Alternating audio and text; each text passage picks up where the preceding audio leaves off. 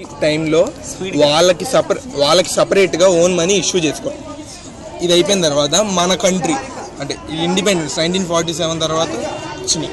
ఇప్పుడు ఇదివరకు మనకి X prime minister Manmohan Singh ఉన్నాడు కదా, అప్పుడు తను రిజర్వ్ బ్యాంక్ గవర్నర్గా ఉన్నప్పుడు ఈ నోట్. ఇదేమో మల్హోత్రా 2 రూపీస్. ఈ బ్యాక్ సైడ్ ఇంపార్టెన్స్ చూసుకుంటే కనుక Indian first artificial satellite named Aryabhata అది పంపించిన సందర్భంగా ఇది చేశారు.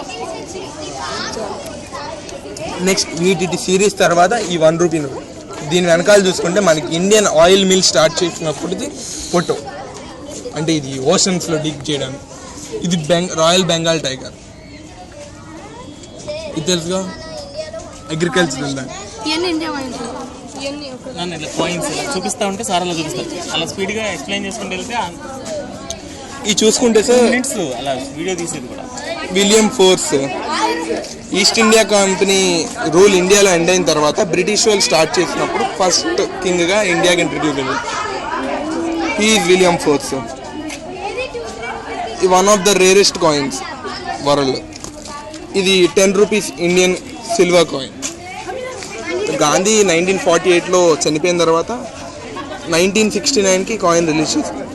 ఇది కూడా సేమ్ సార్, మహారాష్ట్ర స్థాపన దినోత్సవం, మహారాష్ట్ర స్టేట్ ఫామ్ అయినందు సందర్భంగా ఇది రిలీజ్ చేశారు సార్.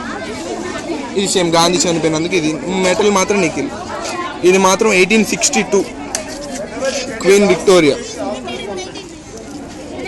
జార్జ్ 6 1940 ఇంగ్లాండ్లో క్వీన్ విక్టోరియా పట్టాభిషేకం అయినప్పుడు ఈ కాయిన్ వాళ్ళ కంట్రీలో రిలీజ్ చేసుకున్నాం. ఇది ఈస్ట్ ఇండియా కంపెనీ, ఇయర్ 1835. ఇది కూడా 1 మహావర్స్ ఈస్ట్ ఇండియా కంపెనీ వాళ్ళది, 1808 ఇయర్. ఇక్కడ చూసుకుంటే మనకు కనబడి ఇవన్నీ 1947లో జార్జ్ 6 నికిల్ సార్. అప్పుడు వరల్డ్ వార్ 2 జరగడం వల్ల బడ్జెట్ లేక నికిల్ కాయిన్స్ అయ్యారు. ఇవన్నీ George 6, George 5, Edward 2 and Victoria. ఈ చిల్లు కానీ ఇది 2 పైస్, 2 అవర్స్. చిల్లు కానీ 1 పైస్ అంటారు, 1945.